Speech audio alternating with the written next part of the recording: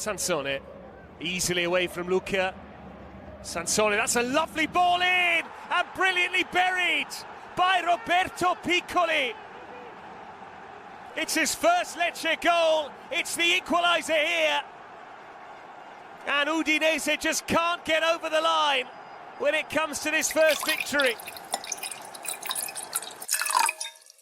Hello and welcome to Serie A Spotlight episode 97. I'm your host Jake, riding solo for this one as Matt has had to catch a flight to Australia to deal with a family emergency. He might have to stay there for a few weeks and I'll try to keep this show afloat without his very capable hands. I might have to actually call in some reinforcements to keep this show afloat. Feel free to send him your best wishes, guys. I'm sure he'll be very happy to hear from you. But until then... I'm feeling like a star, you can't stop my shine. I'm flying cloud nine, my head's in the sky. I'm riding solo. That's right, fuck you, Matt. This is my show now, my rules, goal of the week. Piccoli, assisted by Sansone. What a fantastic dribble and cross that was by the substitute Sansone. I believe it was Lucca who he beat. Whipped the ball in, and Piccoli just playing the offside trap perfectly off the shoulder of the defender over there, extends his foot and scores. Brilliant goal. That's my goal of the week. So the weekend is over, guys, meaning that match day 9 has come to a conclusion. A very exciting weekend of football, and I enjoyed watching many of the games. Now that the 12:30 games have started, the games are more spread out and we have more of an opportunity to keep an eye out on these teams, without teams playing at the exact same times. It's more enjoyable like this, in my opinion. But yeah, there weren't any crazy goals this weekend, in my opinion. I'll put a poll down on Spotify so you can vote for your favorite goal this weekend. I'm sure Kvaratskhelia will probably take the cake. It was a good goal, nothing crazy in my opinion. I was more impressed by Piccoli's goal, the substitutes linking up. But anyway, I think we should get into the action. The weekly rundown. Matt normally kills this. Let's see how I do. Juventus beat Milan 1-0 at San Siro thanks to a deflected goal by Manuel Locatelli after Ciao's red card early on in the game. Inter had to wait till late to beat Torino 3-0 away from home. Napoli smashed Hellas Verona 3-1 away from home, while Roma left it till late to beat Monza 1-0 at the Olimpico.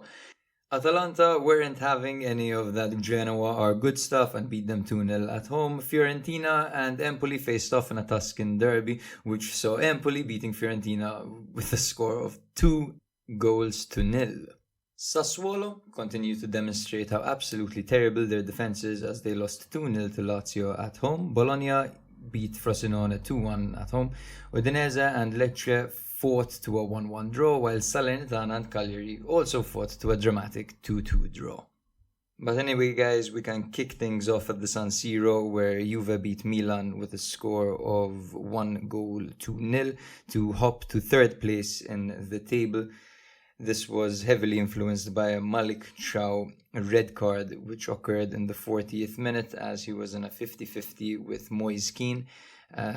Which saw Keane, to be honest, who's really improved recently, out-muscling Ciao, dropping him to the floor essentially. Ciao slipped, really.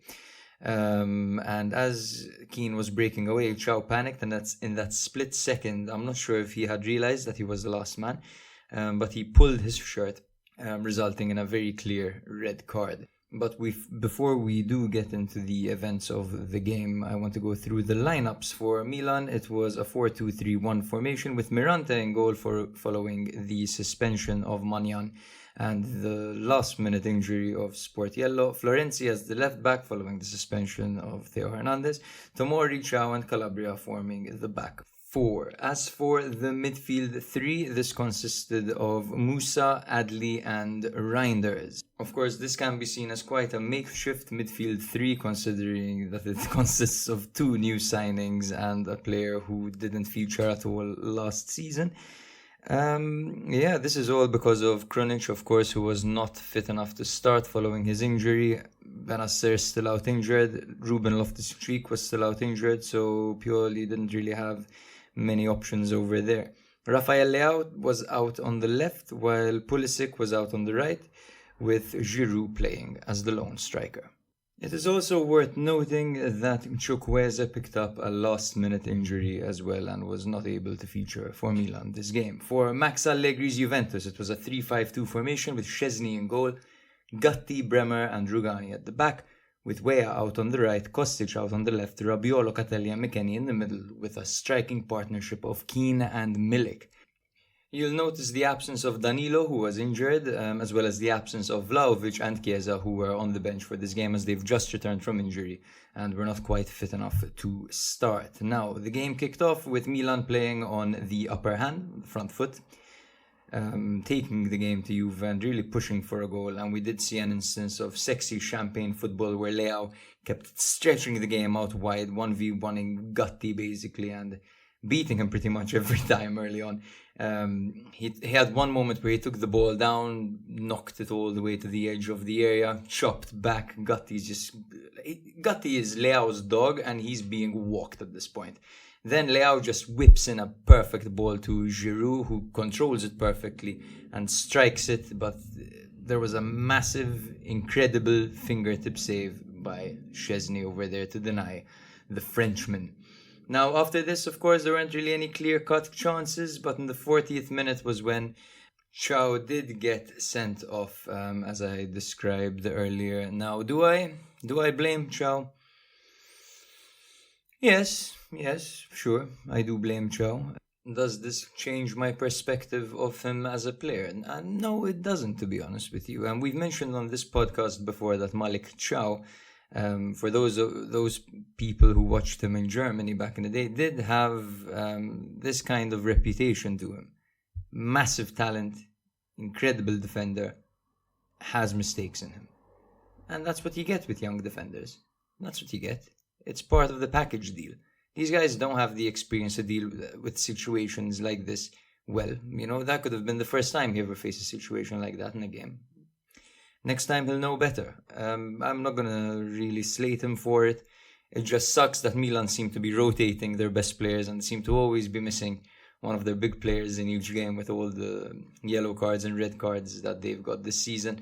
They really do have a disciplinary issue right now. I think they lead the red card stats right now. They have 3 red cards. That's the most in the league. But anyway, the game continued. Milan continued to press and to play on the front foot, to be honest. Despite being a man down, they had Juventus pinned back and they were really attacking them and going for their throat.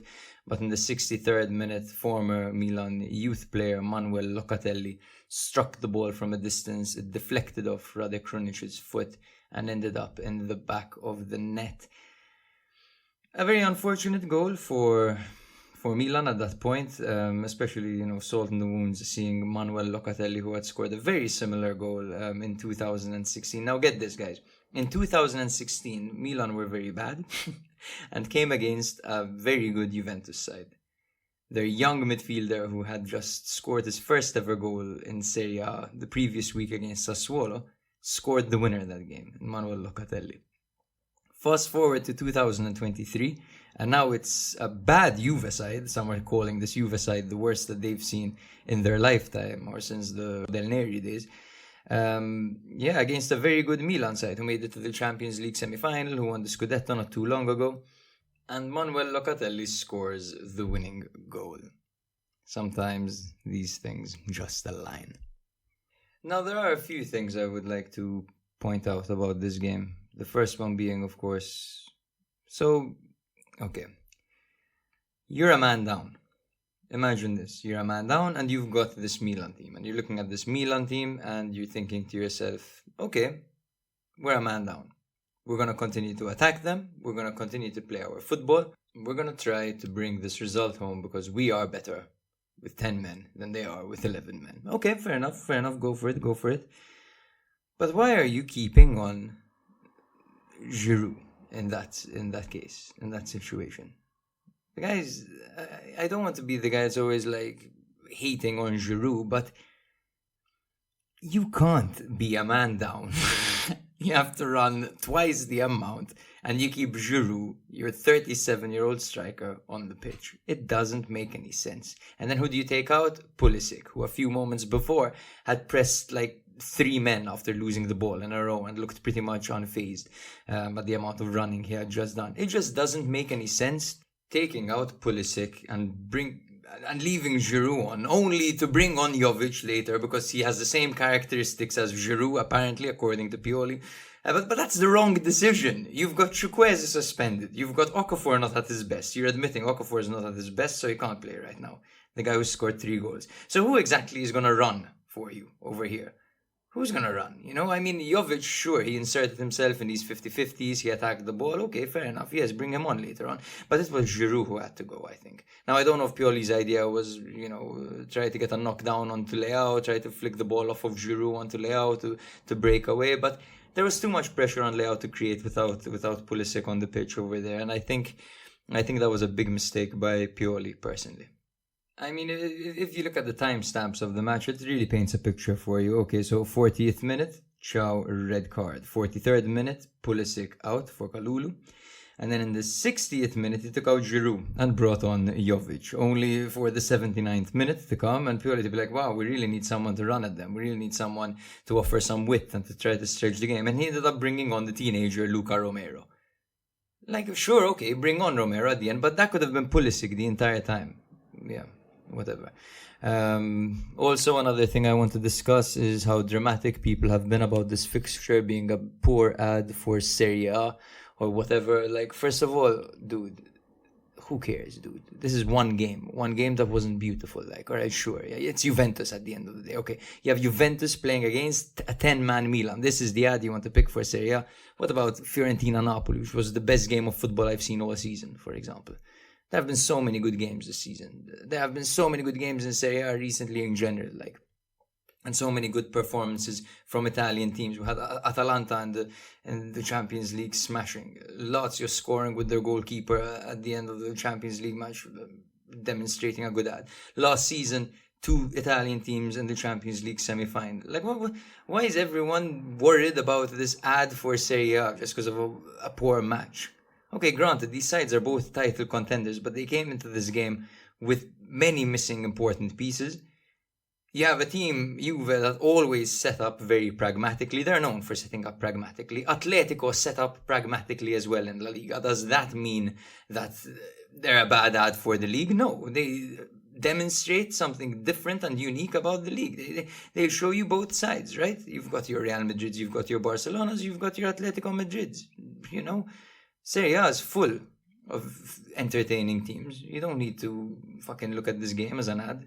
If you want an ad, look at Frosinone, who've just come up and are playing beautiful, positive, offensive football and sit halfway up the table in the first season since they were back from Serie A, without any experienced players in their team. No, it's totally reactionary, totally dramatic, and totally uncalled for, in my opinion.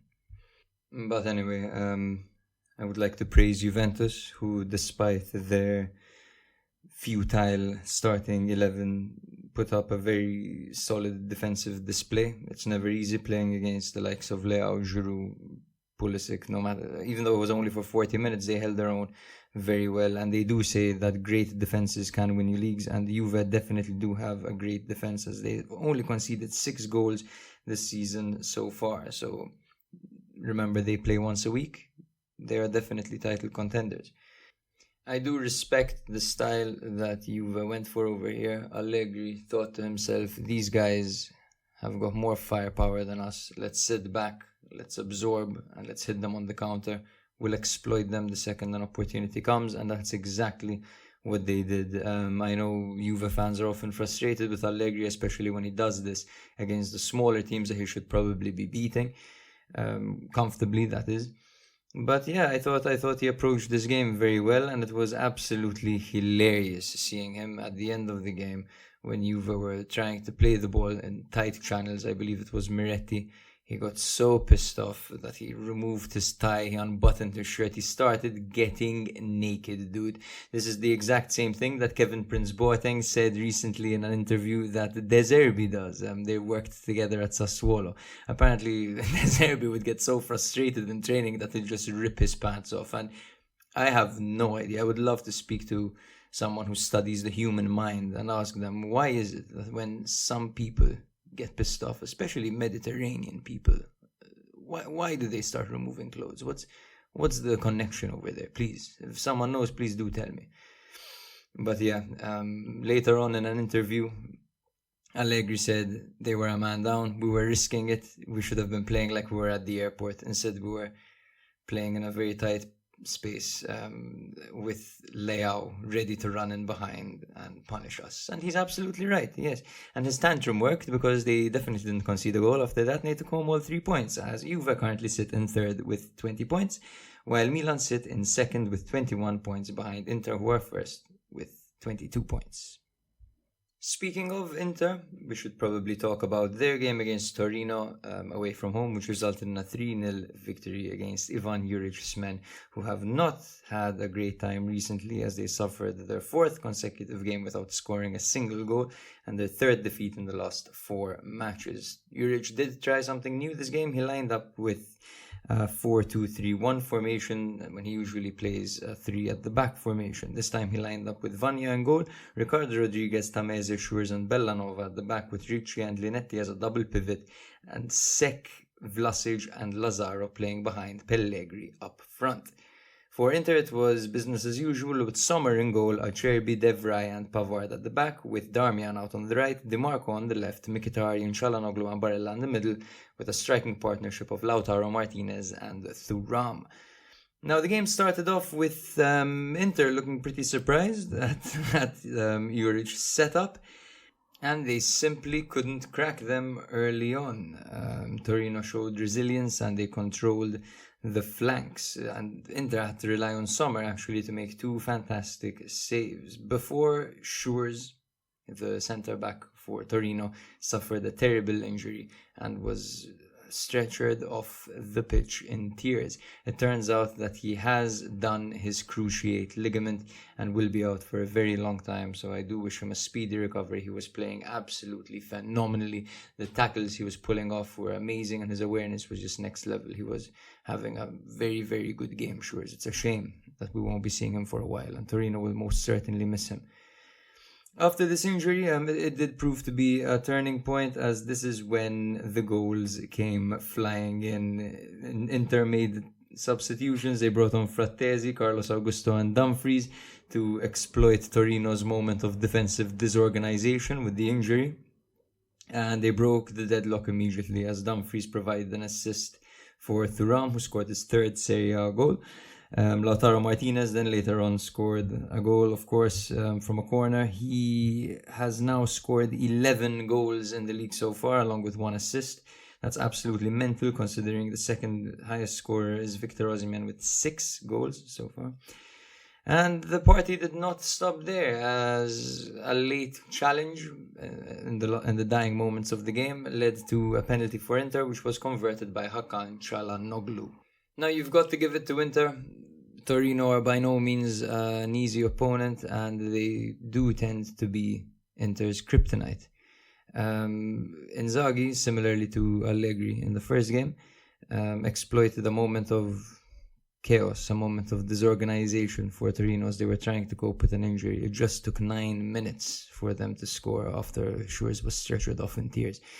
It is worth noting some talking points I have from the game. Nico Barella seems, I don't know, seems distracted lately. He doesn't quite seem himself, does he? He's complaining even more than usual. He's constantly shouting at his teammates. His arms are flailing. I'm surprised he doesn't have massive biceps and triceps at this point, because he's been waving his arms around like crazy. I'm not quite sure what's going on with Barella right now, but he could definitely chill out, and I'm sure his teammates would appreciate that, because he must be an absolute nightmare to have as a teammate. Another point I would like to make is how effortlessly Pavard has just slipped into that back 3. I guess a player of his quality and his experience wouldn't struggle in an organized side. He has good footballing IQ, and he clearly understands the system and plays very, very well for them. Thuram might just be the signing of the season in Serie A so far. I think Pulisic can give him a shout as well, considering he scored 4 goals. But Thuram has has really done it in big moments for Inter so far this season, and he's linking up perfectly, and he's proving to be a really good Lukaku replacement. So kudos to him. Let's see if he can keep this up for the rest of the season. As for Torino, now we know that Juric is very disappointed. He was crying after a game recently because he hasn't quite got things to tick for Torino, which is a real shame because he does care and he's clearly willing to experiment with the starting 11 and to get things ticking. But the side is organized, right? You look at the team, it's organized. Defensively, it's sound. The passages of play are good. The transition from defense to midfield is good. The problem is getting the ball in the box. The problem is creating goal-scoring opportunities. And this has been a problem with Torino for quite a while now. Duvan Zapata's injury, of course, does not help, having to start with Pellegrini up front, who's never had a prolific season yet. Doesn't give them much confidence, and it was always going to take a moment of magic for Torino to score against Inter, especially looking at the players over here. Maybe Vlasic could have done something. I think Dembasek got very close as well with a curling effort. Yeah. But anyway, going forward, Juric's side really is struggling. I don't know if sacking him would be smart personally, because I do think he's a fantastic coach, and Torino have definitely improved by miles since he's taken over. But there is something missing, and you can't look at this team anymore and say that it's not, there isn't potential, because the team is very good nowadays. There's a lot of young talent. Granted, there aren't many prolific stars, but he does have two strikers in Sanabria and Duvan Zapata, who you should be able to get goals out of. Now, granted, they're both injured. I believe Sanabria has just recovered, and he came on this game, in fact, in the, let's just check, that 74th minute. So he's slowly making his way back.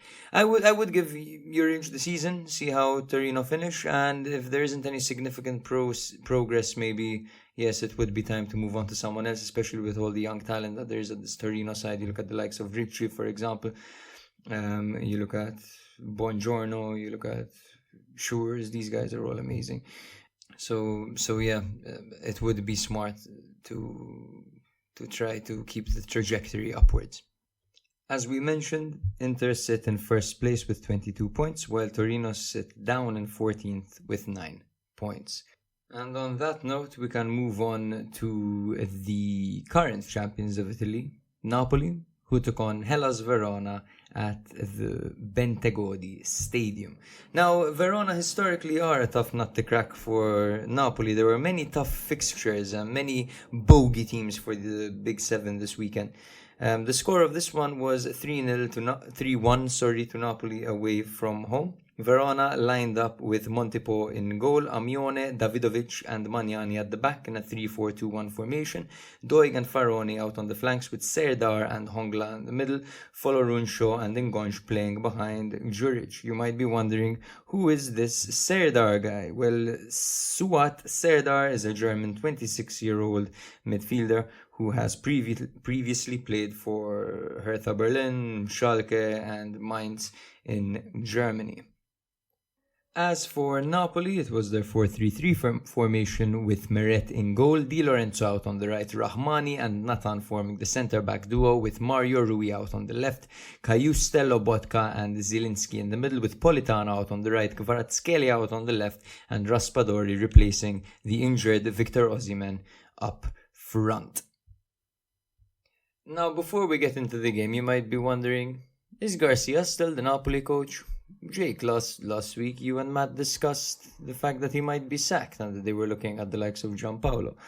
I think De Laurentiis realized how stupid that is and how stupid that would have been. Bringing in Gianpaolo at this point in the season could have totally fucked them.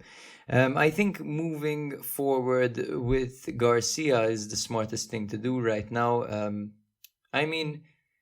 De Laurentiis made his bed and now he's got to sleep in it, It was only ever going to be a downgrade. You were never going to hire a coach for a cheap price, at least, who was going to replicate Spalletti's season last season. You had a great manager over there. You didn't invest in him and you lost him. You proved to be difficult, your ego proved to be too big, and you lost a great manager. You've replaced him with a manager who has a similar style. He plays the same formation, quite frankly, but quite differently when it comes to the details. And now he's criticizing this manager that he's brought in for playing differently to the manager that he sacked himself. I think that this is clownery of the highest level by ADL, and he is the definition of a narcissist, to be honest. Now, the game actually started off with Hellas Verona on the front foot. They even forced Meret into 2 saves off of 2 corners in quick succession. I believe it was Davidovic and Maniani who tested twice within a minute. Now, starting with Raspadori up front was quite interesting as a choice for Rudy Garcia, because it forced them to play the ball low, and that is what they did under Spalletti. And in fact, there were many shades of Spalletti's influence at Napoli in this game, because with Osimhen you can go long, you can play the ball over the top, but with Raspadori you're forced to play the ball low and to call for him to come for it, essentially. You're not going to play him in behind. He's not the type of player who's going to be played in behind. He will come to you and play off the wingers. Raspadori went on to force Montepò into a diving save, as well as lob the ball into the path of Politano, who volleyed it home to open up the scoring. Just before halftime, Politano broke free on the break and played the ball to Kvaratskhelia, who shimmied past Magnani and guided it into the bottom corner with absolute ease. And it only took till the 55th minute for him to do something similar again, as he broke free once again and just guided it calmly past Montepò. Please note it was Politano to play him through once again. Shimmy, what a player Kvaratskhelia is. Hellas Verona did get one back in the 60th minute, as a ball over the top was completely misjudged by Rahmani, who's just come back from injury. He went to head the ball, missed it, and it ended up deflecting off of Di Lorenzo and falling into the path of Lazovic, who just shot it into the back of the net. Meret was forced into some good saves after that, and a bit of clumsy defending by Napoli did put them in danger at times, but of course they had quite the safety net with the 3 goals they scored prior, plus the fact that these goals didn't actually go in, proved to be an easy victory for Napoli, as their second-tier stars rise above and prove that they can actually put in a shift. And by second-tier stars, of course, I mean not Victor Osimhen, because it's been all about Victor Osimhen in recent days, in recent months, to be honest. Kvaratskhelia seems to be at his best. He got married that week and scored 2 goals. What a week for him. Must be great. Politano proved that he's a very good player still, and that he might even deserve a spot in the starting 11 of the Italian national team, because the way he plays when he's on is jaw-dropping, to be honest with you. Lobotka, of course, was very good for them, pivotal in the middle. Cayustas growing into it. Mario Rui, I prefer Mario Rui to Oliveira, even though he wasn't particularly brilliant this game. I still much prefer him. For Hellas Verona, their team leaves quite a bit to be desired, to be honest with you, especially in the offensive department. I think Juric is a nice reference point. It's the players behind it I'm not too sold on. Folorunsho is in fact owned by Napoli and has been out on loan for like 6 years, and I think there's a reason for that, to be honest. He is clearly talented, but he hasn't been a difference maker yet, and I believe in his best season so far he's scored about 8 goals. Ngonj is also a player who's quite streaky on and off, and yeah, Doig and Faroni out wide. To be honest, that's probably their strength over there, behind the defense, because the defense is very, very good, especially when Hien is fit, because Hien is a proper defender and he complements Davidovic very well. And I really enjoy watching Magnani, Davidovic, and Hien, because they are all defenders with very different qualities, making them just very entertaining to watch. I almost got to the end of this game without mentioning Kvaratskelia's new celebration. Of course, it's like a rapid fire, traditional bow and arrow kind of thing, where he just bah, bah, bah, bah. I mean, I think it's cool. Kind of overdone, to be honest. Zaccagni had that celebration for a while, so please, be more original. Come up with something better, You can do better. This victory takes Napoli up to 4th place with 17 points, while Hellas Verona sit in 16th place with 8 points. And on that note, we can move on to Roma 1, Monza 0, a game that combines two elements from two games that we've already discussed, one being a red card and one being a crazy manager. Let's get into it. So, for Mourinho's Roma, it was a 3-5-2 formation with Rui Patricio in goal, a back three of Indica, Cristante and Mancini, with Spinazzola out on the left and Karsdorp out on the right, and a midfield three of Aouar, Paredes and Bove. Bellotti and Lukaku formed a striking duo up front. For Raffaele Palladino's Monza, it was a 3-4-2-1 formation with Di Gregorio in goal, Caldirola, Mari and D'Ambrosio at the back with Pereira out on the right, Kyriakopoulos out on the left, Pessina and Gagliardini in the middle with Colpani and Machine playing off the shoulders of Colombo. Now the game got off to a slow start pace-wise, mostly because of the heat. It was a very hot day when the game was being played. And Monza actually dominated the first half with 54% ball possession, even though they never really managed to create any danger for Roma. Roma were in their own half for pretty much the entire first half and even received a few jeers and whistles because of their lackadaisical attitude. It was very interesting to see the way that Monza set up, because Monza like to play man to man. So he had the likes of Colombo on Cristante, Colpani on Paredes, Machine on Mancini. The only player who was always free, funnily enough, was Indica, the new arrival. And that's mostly because he's probably the worst at build-up play from the lot. So they would leave him free, cover everyone else, and then press, looking to force an error. Danilo D'Ambrosio really had an effect on the game for all the wrong reasons, as he was booked in the 23rd minute and then booked again in the 41st minute. D'Ambrosio has had a new lease of life since leaving Inter and has felt like an important part of a project for probably the first time since joining Inter, because he was a fringe player over there, let's be real. But yeah, he looked over-eager and he was injured, so he must have been frustrated, wanting to come back and really cement his place in this Monza team and really make a difference and help them out. But that over-eagerness, I think, does come across sometimes as naive and overly aggressive, because Bellotti knew exactly what he was doing when he put himself between D'Ambrosio and the ball in the 41st minute to get him that second yellow card. In the second half, Roma pinned Monza back and were trying to get a goal. And we all know how uncomfortable Roma can be when they have to play on the front foot.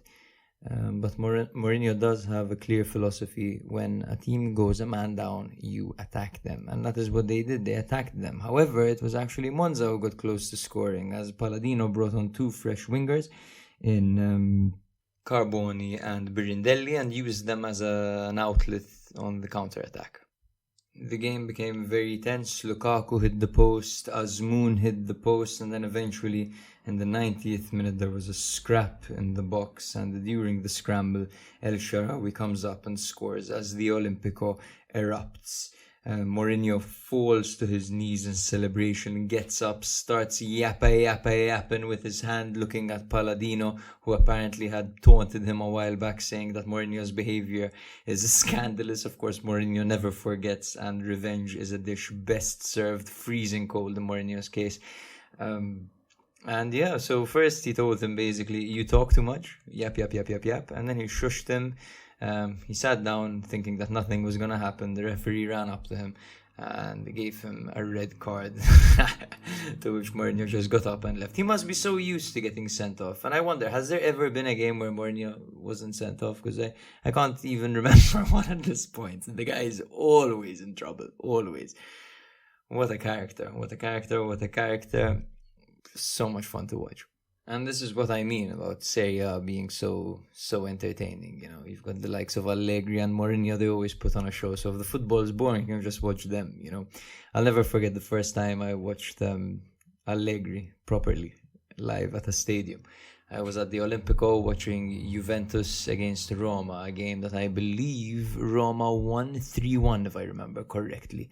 I remember, I believe it was Lemina who scored for Juve, if I'm not mistaken. I think it was Lemina, don't quote me on this. However, I'm pretty sure that De Rossi scored for Roma as well as Nainggolan and someone else. I can't remember right now. But anyway, I remember looking over to Allegri and just watching him. And I spent half the game, I think, watching Allegri because the guy is never happy with anything. He's always pointing and complaining and flailing his arms and looking at his assistant and moaning and complaining. Man, I honestly wonder, is this a kind of persona he puts on at work, or is this his actual personality? I wonder the same thing about Barella. Like, if these guys are playing a game of FIFA with their friends, are they like this the entire time? If he's arguing with his wife, this guy, is he like this? They're trying to pick a film on Netflix. Is Allegri just gonna be like, oh, we always watch this, we never watch that? Like, bro, easy, man, relax. The same with you, Mourinho, man. Not everything needs to be a soap opera. However, it is absolutely entertaining, and I wouldn't change it for the world. Thank you very much for being you guys. It is worth noting that El Shaarawy broke down in tears after his goal, and in an interview he said that he was very upset when his name came out in the recent betting scandal, as he feels clean and he has never actually taken part in any of these activities, and he loves football so much, and that moment made him appreciate how much he actually loves football. And yeah, he broke down crying.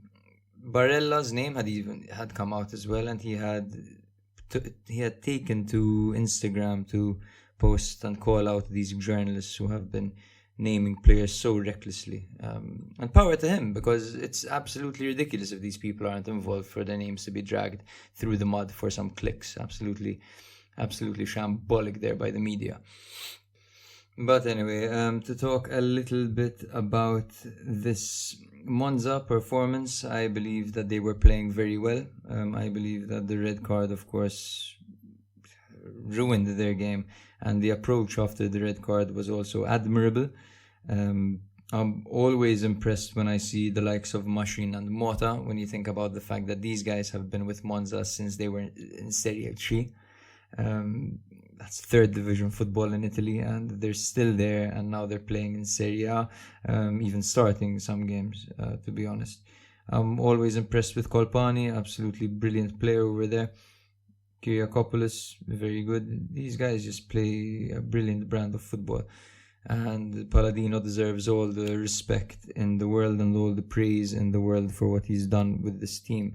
As for Roma, they got it done. They left it late and they got it done. They didn't look particularly inspiring, but of course this is the way Mourinho likes to close out certain games. They had their goals last game. Now this game, it was just a victory. At the end of the day, both games result in 3 points. So yeah, same weight.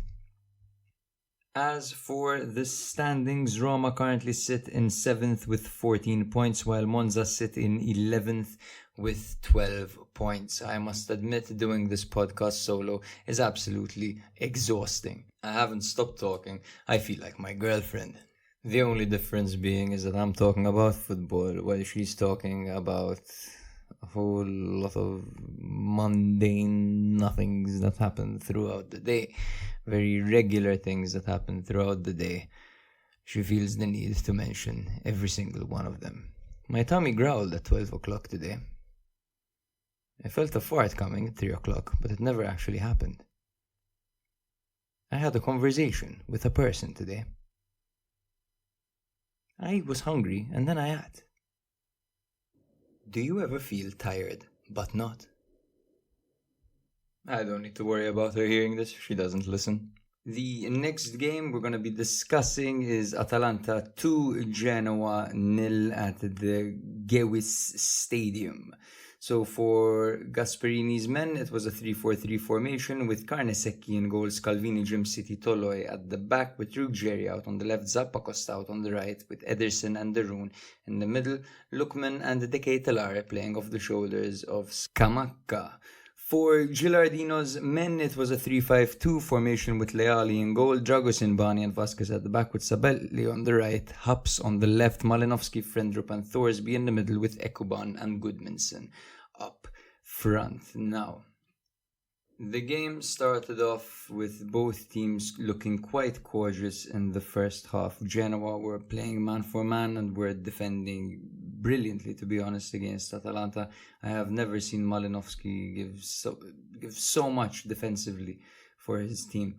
Vasquez was absolutely bullying De Ketelare. He looked like his usual Milan self, De Ketelare over there. While the only channel that seemed to be viable for Atalanta was the left side with Ruggeri and Lookman. Bani seemed to have Scamacca on lockdown, and the only time Scamacca actually did get the ball in the box, he had his back towards goal. So yeah, he had to turn and shoot each time or lay it off each time. Bani did a pretty good job over there. However, things did eventually change, as in the 68th minute, the ball was played in by Scamacca to Lookman and Sabelli, who both attacked it at the same time, sliding into the ball together. However, it was Lookman who managed to swing while he was still on the ground, and he hit the ball and directed it into the back of the net. The goal was initially ruled out for a handball. The referee ran to the VAR monitor. It still looked like there were handballs over there. More than one, potentially, to be honest. Genoa have been really hard done by the season when it comes to VAR and these handball calls. First on Pulisic and now this one. Controversial to say the least. But Atalanta lead 1-0. And then after this, essentially, it took the 95th minute when Atalanta were countering. Pasalic played the ball to Ederson while, I forgot his name, there was one particular Genoa player who was all over the place, Vogliaccio was all over the place during this attack. You see him, he's just going left, right, spinning in circles. I'm surprised he didn't collapse with dizziness. He was so exposed over there. This saw Ederson scoring back-to-back goals for the first time in his career in Serie A. Very happy for the Brazilian. He deserves it. He's playing his best football since his Salernitana days after a quiet season last year at Atalanta. Genoa do continue to impress me, however, it must be said that they do miss Retegui. Having Retegui in the box frees up the likes of Goodmanson and the likes of Ekuban to attack a little bit more freely. Puskas is currently an option that's coming off the bench and he doesn't seem to cut it. It feels like everything he did was annoying his teammates this game. It seems like everything he did was the wrong decision. I believe it was Ekuban who was giving him a real bollocking until he was substituted, and he must have been really relieved at that. But that doesn't mean that his performance improved, because more often than not he was ruining Genoa's link-up play and attacks. There is one point in the game actually I want to highlight when Scamacca received the ball from Miranchuk, who had just come in instead of De Ketelare, and he instantly played this marvellous ball to Scamacca, who improvised brilliantly with a back heel flick, forcing an incredible save by the Genoa goalkeeper Leali. If you haven't seen that, I do suggest you go and see it, because it was a very close one for Scamacca and a very, very nifty finish. It would have been the goal of the week for sure. Atalanta currently find themselves in 6th with 16 points, while Genoa are in 15th with 8 points. The next game we're going to be covering is Fiorentina 0, Empoli 2, a Tuscan derby that caught everyone by surprise on a Monday. I do feel like Mondays are different. The year on a Monday is different. there's more likely to be an upset on a Monday than on a Saturday, for example. I genuinely do believe that, by the way. I'm a superstitious man. For Vincenzo Italiano's men, it was a 4-2-3-1 formation with Terracciano in goal, or as my girlfriend calls him, Terracino, like he's a bloody Starbucks order. Parisi was out on the left, Coyote out on the right, with Milenkovic and Martinez Quarta at the back. Duncan and Arthur were the midfield double pivot, with Brecola out on the left, Nico Gonzalez out on the right, and Bonaventura playing behind in Zola. For Empoli, it was a 4-3-2-1 formation with Berisha and goal, Ebuehi out on the right, Cacace out on the left with Luperto and Walukovic at the back. Malek, Grassi and Marin were in the middle with Cancellieri and Cambiaghi playing behind Caputo. Interestingly enough, the only player to have scored a goal for Empoli up until this moment was Baldanzi, and he was benched by Andrea Zoli, who likes to remind us that he has a massive set of balls. Now, before we do get into the events of the game, I would like to point out that Martinez Quarta is a centre-back. Okay, for those of you who have tuned into Fiorentina this season, you may have noticed Martinez Quarta dribbling in midfield or attempting bicycle kicks in the box, scoring goals, smashing the crossbar. The guy is a centre-back, and he seems to need reminding. Now, all jokes aside, yes, he did have a mistake for leading up to the second goal especially, but he has been absolutely amazing, and I really like the way he joins the attack. It's a nice little offensive secret for Italiano.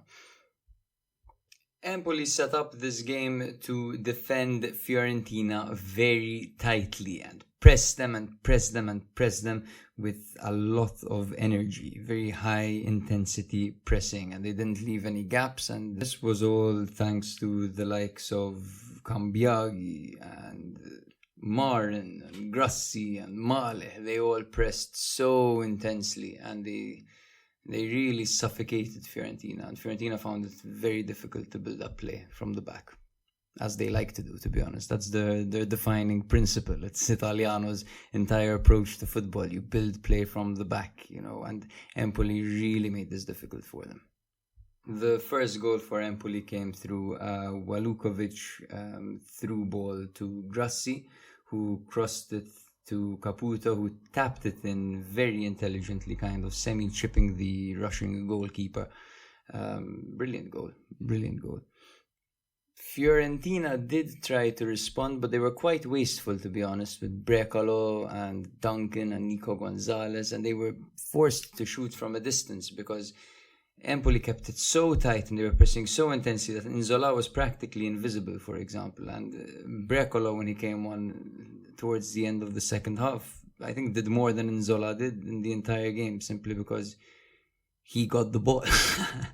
He got the ball and he was allowed to turn and shoot. So yeah, that was when Empoli were sitting a little bit deeper and pressing a little bit less intently. But Empoli in the second half did give Fiorentina a false sense of security. As they stopped pressing, they eased off the pressing before all of a sudden Coyote was pressed and he played a ball to, I believe, yes, it was Martinez Quarta, who took a poor touch, a panic touch, wasn't expecting the pass, and he was dispossessed by Cambiaghi, who played the ball to Gyasi, who had just come on, who scored and shushed me personally, because I am a person on this podcast who likes to make fun of Gyasi and his lack of goals, but the commentator was praising him. It's always him! He lives for these big moments! Emmanuel Gyasi! He's there shushing me, looking me straight in the eyes.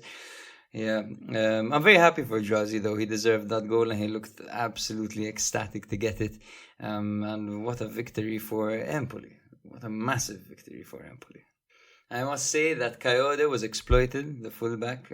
He's very young and it is difficult to play on the upper hand. Fiorentina have high standards and they play for the win more often than not. So having a player like Coyote who finds himself starting more often than not nowadays, especially because of Baraghi's injury, for example, he was kind of targeted on the press, and he ends up playing with a lot of pressure and is limited in expressing himself because when it comes to risk-taking on that stage with that much pressure on you, it's a little bit harder. But yeah, he's a very promising fullback, and I feel like he will improve in this environment. And Italiano is a good coach for him, nonetheless. It will be challenging, but he will get through it. But how can we conclude this match without talking about Luperto?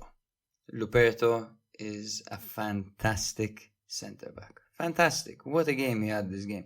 He plays like a veteran of the game. He plays like a 34-year-old despite being 27 years old. He was all over the place. I don't think there was a duel he lost. He was brilliant. Really good reference point for the Empoli team, offering them solidarity. Cancelleri as well. Cancelleri, man, had flashes of brilliance, and it shows that Lazio saw something in him, because he had moments of and certain touches and flicks where he looked really good, and I hope he keeps this form up, because there's no real in between this and what he sometimes gives us, if you know what I mean. Marin Grassimale, midfield 3, brilliant, lots of pressing, lots of panache, really enjoyed watching them. And Caputo getting a goal was also nice to see, the veteran striker leading by example, and then nice to see him and Gyasi doing the trademark beer drinking celebration together. Always fun to watch. But alas, Fiorentina find themselves in 5th with 17 points. They're going to be disappointed because they could have shot themselves up to 3rd. Empoli, on the other hand, have escaped the relegation pool. They are currently in 17th with 7 points, 1 point above Udinese, who sit in 18th. The next game I'm going to be addressing, and notice I did not say covering, I said addressing, because I refuse to get into the details of this game until Sassuolo improve their defense. It is a massive waste of time, and every week I'm saying the exact same things. Now, Consigli was in goal for Sassuolo.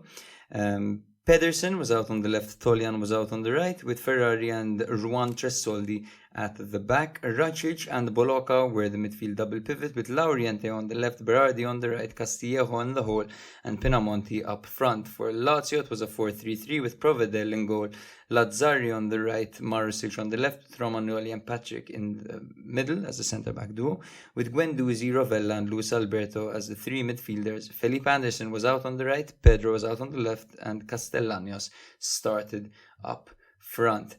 It started off nice and early for Lazio, as Luis Alberto had 2 chances early on, and he failed to hit the target in both opportunities. Guendouzi came close to scoring. Consigli pulled off 2 miracles within 60 seconds, to be honest. First on Felipe Anderson's shot, and then on Romagnoli's header as well. In the Romagnoli instance, the ball bounced and hit the crossbar. Lazio did not lose heart, and they continued to press despite all these missed opportunities. The goal came in the 28th minute when Juan Tressoldi made a mistake in front of his own box, and Luis Alberto snatched the ball from him. Castellanos carried it forward and passed it to Anderson, who blasted it past Consigli. The second goal came in the 35th minute. This time it was Boloca who made a mistake on Anderson's cross, inadvertently setting up Luis Alberto, who delicately chipped the ball over Consigli. Sassuolo watched without being able to do anything. The second half was also goalless. There was one scare for Lazio as Provedel was shown a red card, but the decision was overturned by VAR. Lazio could have made it 3-0 at the end through Vecino twice, in actuality. The first one was when he forced an excellent save from Consigli, and the second one was when he inexplicably missed an open goal. But yes, Sassuolo have a lot of work to do on their defense, while Lazio seem to be gaining some momentum and climbing up the table. They currently find themselves in 9th with 13 points, while Sassuolo are in 13th with 10 points. The next game we're going to be taking a look at is Bologna 2, Frosinone 1. Frosinone unfortunately left to the second half to really get a grip on the game, and it was too late for that, as Bologna had already put 2 past them. It was Skorupski in goal for Thiago Motta's men in a 4-2-3-1 formation, with Lico Giannis out on the left and De Silvestri out on the right. Calafiori and Beukema were at the back with Abisher and Freuler as a double pivot. Salamakers had his first start for Bologna out on the left with Orsolini on the right, Ferguson as a trequartista and Xerxes as the false 9. For Frosinone, it was a 4-2-3-1 formation for Eusebio Di Francesco's men. Turati was in goal with Oyono as the right back, Marchizza as the left back, Okoli and Romagnoli were the centre back duo with Mazzitelli and Berencea as the double pivot. Sule was out on the right, Garitano out on the left, Reiner was in the pocket playing behind Khedira. Ferguson opened the scoring first, and then De Silvestri scored a second with a brilliant flying header after Turati punched the ball outwards. In the second half, Frosinone fought back. Sule converted a penalty and brought the score to 2-1. Marchizza had a missed opportunity to equalize for Frosinone moments before the final whistle, and Mazzitelli received a double yellow card, leaving Frosinone with 10 men. Bologna managed to hold the lead, securing their 8th consecutive positive result in a row. Now, the last 2 games we're going to be discussing are actually quite action-packed, and they were both spectacles, to be honest. 2 of the games I enjoyed the most this weekend. Udinese 1, Lecce 1 is the first one for Andrea Sotil, who has since been sacked for the reappointment of Cioffi. It's getting a little bit boring now with Udinese employing the same people to manage the club. I do think that they are due a relegation, because there are some clubs in Serie B that have higher aspirations than Udinese do at the moment. And we look at the projects at Palermo and Venezia and Bari. These are definitely more exciting than what's going on at Udinese right now. They've got a very young team, and they've got talented players, and especially left-footed players. And Pereira, Samardzic, Thovan, they've got Lucca, who I enjoy watching a lot. They've got a good team, but they just seem so uninspired, and the management doesn't want to invest at all. Their best signing was Pereira, who was essentially redeemed. He wanted to leave as a free agent. No offers came in, so he ended up renewing with Udinese. But anyway, it was Silvestri in goal, Cabasele, Biol, and Perez at the back, with Camara out on the left, Ferreira out on the right, Pereira, Wallace, and Samardzic in the middle, with Thovan and Success up front. For Roberto D'Aversa's Lecce, it was a 4-3-3 formation with Falcone in goal, Jondre and Gallo as the fullbacks, with Baschirotto and Pongracic as the centre-back duo. Kaba, Ramadani and Udin were the midfield 3, with Almqvist and Strefetza playing out wide, while Kristovic played up front. The first goal came through a penalty in the 49th minute, converted by Florian Thauvin to get his first goal in Serie A, the 2018 World Cup winner. And in the 83rd minute, our goal of the week, Nicola Sansone, who had just come on. His name is actually Nicola, not Nicolo, this time. He dribbled Lucca and crossed in a ball to find Piccoli playing on the line, who karate kicked the ball into the back of the net. Now, Piccoli and Kristovic are players with 2 similar profiles. Piccoli himself said that, and he said that the difference being that Kristovic likes to come deep and collect the ball, while Piccoli likes to play on the line, as we saw over here, and try to score these clutch goals. He said that coming on and scoring goals is his forte, and it's what he's good at, and I totally agree. He's known for this. In fact, he has scored his 9th goal for 4 different Serie A teams now. Sansone got that crazy assist on his 200th Serie A appearance, while this referee had his first appearance in Serie A, and he's a yellow card happy referee by reputation, and it showed because he was giving out yellow cards left, right and centre. At one point he booked Pongracic and Baschirotto right after each other. There could have been a penalty in the 73rd minute, which is what led to the yellow card for Pongracic pulling Pereira on the counter and Baschirotto for complaining. Almqvist was dropped, but it was outside the box, so VAR actually couldn't intervene and award a free kick over there because it was not a penalty infringement. I thought Kaba was quite selfish throughout the game, shooting when he had teammates wide open. I think selfishness with these lower teams is quite abundant, with players looking to make headlines and looking to make names for themselves. Maybe they don't care much about the club, or they view the club as a stepping stone. But I can't stand this this approach. Dorgu versus Ebosele was a very interesting battle, and Festi coming on for Ferreira was an interesting substitution, as Festi brought a lot more pace and power to the game and was much more effective than the former. Now, I believe that a goal is in fact a fair result over here, as no team really deserved to win this. Lecce scoring their only shot on target, and Udinese proving that they are still quite a wasteful side. Udinese sit in 18th with 6 points, while Lecce sit in 10th with 13 points. The last game I'm going to be addressing is Salernitana 2, Cagliari 2. Costil was in goal for Salernitana in their 4-3-2-1 formation. This was Filippo Inzaghi's first game in charge. Fun fact about Costil is that he looks exactly like Olivier Giroud, especially in his goalkeeper kit. Filippo Inzaghi said that it's a hard reset at Salernitana right now since he's come in. Every player is essentially equal, and Ochoa didn't start this game because he arrived late from international duty and he had more of an opportunity to observe Costil. He played Bradaric out on the left and Mazzocchi out on the right, with Fazio and Gyomber as the centre-back partnership, with Castanos, Maggiore and Koulibaly as the midfield three, Cabral and Candreva playing behind Boulaye Dia. For Cagliari, Claudio Ranieri opted for a 4-3-1-2 formation with Scuffet in goal, Nathan Nandez as the right back, Augello as the left back, with Dossena and Goldaniga at the back. Mokumbu, Prati and Deola were the midfield three, with Mancozu playing behind Oristanio and Luvumbo. The first goal came through Zito Luvumbo in the 79th minute. Up until this moment, Salernitana were quite sluggish, especially Maggiore. I didn't quite like the way Maggiore played. I felt like he was not very effective. There were so many missed opportunities for Salernitana, and they failed to really adapt to this new tactical setup by Claudio Ranieri. They really couldn't cope. I think it caught them by surprise.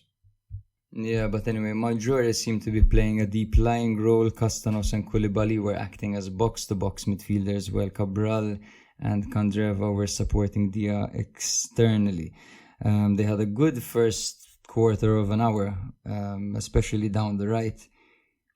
Maggiore really seemed to slow play down and wasn't changing the dictating play. He wasn't dictating play as efficiently as he should have been. And the counter-attack for Cagliari is always going to be a dangerous one with Luvumbo's speed. As long as he's on the pitch, we've seen them struggle without him. Thankfully for Salernitana, for the majority of the game, Fazio was excellent, and the Sardinians were actually quite inaccurate as well themselves, not taking advantage of their opportunities either. Inzaghi tried to bring some unpredictability into the midfield when he introduced Martegiani in an advanced central position, shifting to two deep playmakers. But a technical error by Martegiani was actually what led to the first goal, as he was dispossessed. The ball was played to Luvumbo by Jakub Jankto, who did very well over here, very, very well. And Luvumbo scored, as he always does.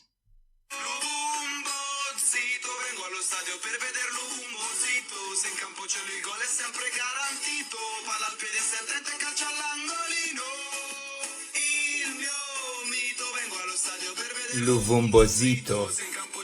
I absolutely love this player. He plays with so much flair, and he's slowly becoming a fan favorite over there, particularly with his performance in the playoffs of Serie B last season. Inzaghi experimented after this. He even played with a three-man defense at one point, and eventually in the 86th minute he did get a goal through Boulaye Dia after the Senegal man was played through by Ikumweze, and he finished perfectly. It's so sad that they no longer sing the Bulaya Dia song at the stadium. He is no longer a fan favorite. They no longer celebrate him.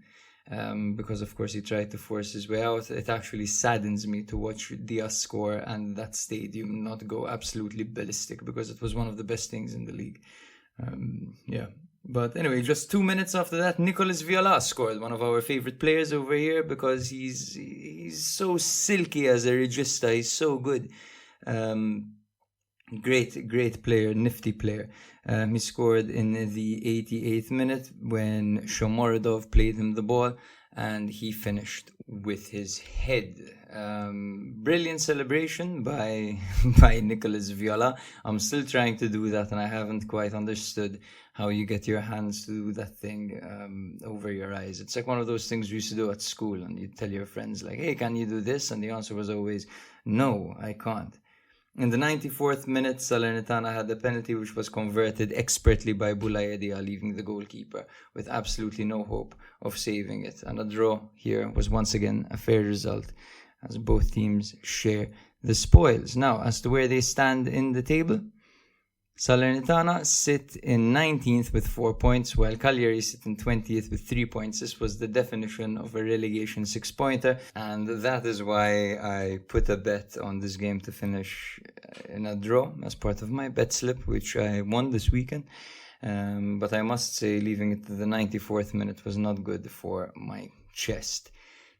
But yeah, I think it's time for our question segment.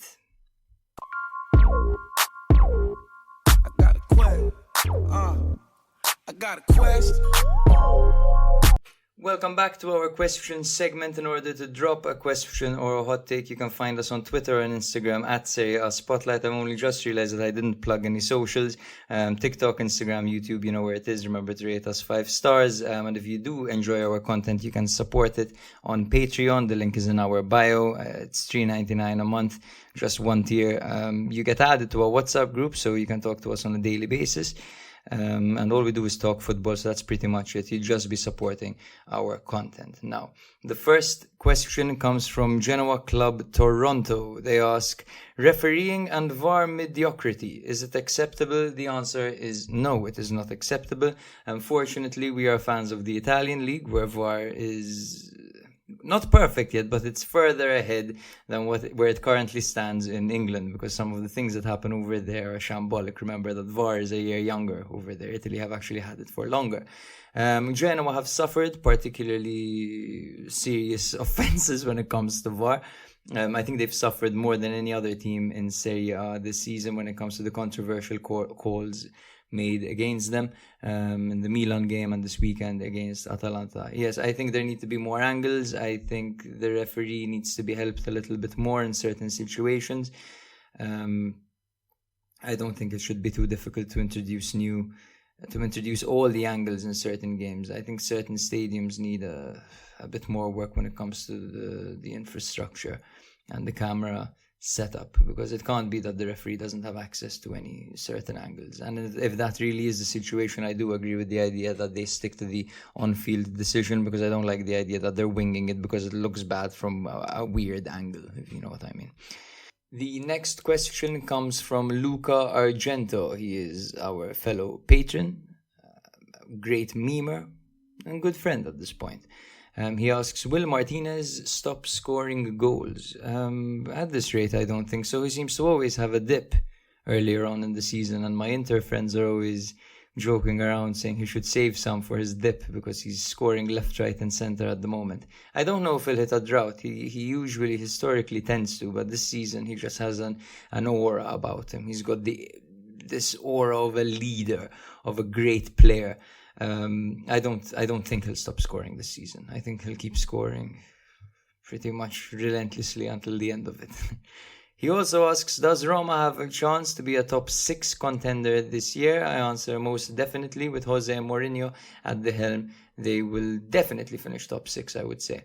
It's going to be tight, but they do have the depth, and the team is coming together, and they're getting used to one another, and the new boys are settling nicely. And with Romelu Lukaku in the form he's in, you can't write them off. He also asks, will Filippo Inzaghi truly fix Salernitana?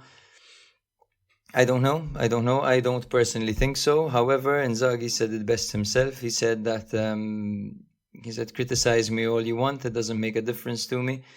They told me that I couldn't even control a ball, and I went on to score 300 goals. Yeah, that's Pippo Inzaghi for you. In Serie B, he did do some good work. In Serie A, he's never quite cut it.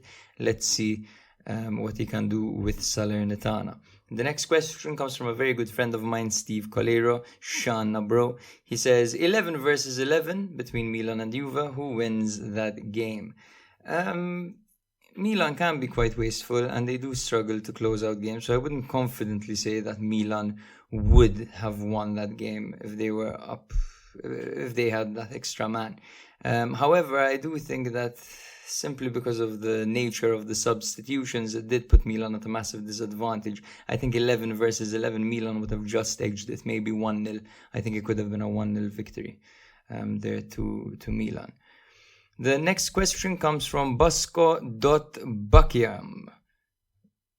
Excuse me if I've massacred your name. I think it's actually Basco.Bayram. I'm sorry about that. He says, will Lukaku rise to the occasion against Inter or fuck it up? Yeah, I mean, Lukaku, the type of guy he is, you can tell he's going to be wearing a hoodie. He's going to be wearing boxing gloves on a treadmill in the dark at home, listening to fucking weird TikTok rap, boxing the air, calling himself the king of Rome probably nowadays. I'm pretty sure he's hyping himself up, and I would bet that he scores against Inter, and I would bet that he fucking celebrates like crazy. Especially because the fans don't really like him anymore, quite frankly. Yes, I'm curious to see how Lautaro Martinez reacts to him, because he's publicly slated him in the media. Yeah, I'd like to know what you guys think. Guys, comment below. The next question comes from our friend on TikTok, Leo Messi. Of course, that's his username. Bro, you should tell me your real name. I'd like to give you a shout out. He says, am I the only one who feels that Motta's Bologna is an X factor for finishing top 4? Top 4 might be a little bit of a stretch, but I do think they can push for a Conference League spot the way things are going. They really look like a side that have figured out their strengths and their weaknesses. Motta has that group ticking very well, and Xerxes in the form of his life. Yeah, they're a pretty complete team at the moment. He also asks, where will Udinese finish at the end of the season, and will Juventus win the Scudetto? I think Udinese will finish between 13th and 16th, to be honest. Yes, just outside the relegation pool. I don't think they'll get relegated. They have too much talent to get relegated. I think they have many players who can make the difference, even if they're not tactically sound. Yeah, so I think they'll definitely stay up. Can Juve win the Scudetto? Most definitely, yes. They don't concede goals. They play once a week. I think they can definitely win the Scudetto if they keep their best players healthy.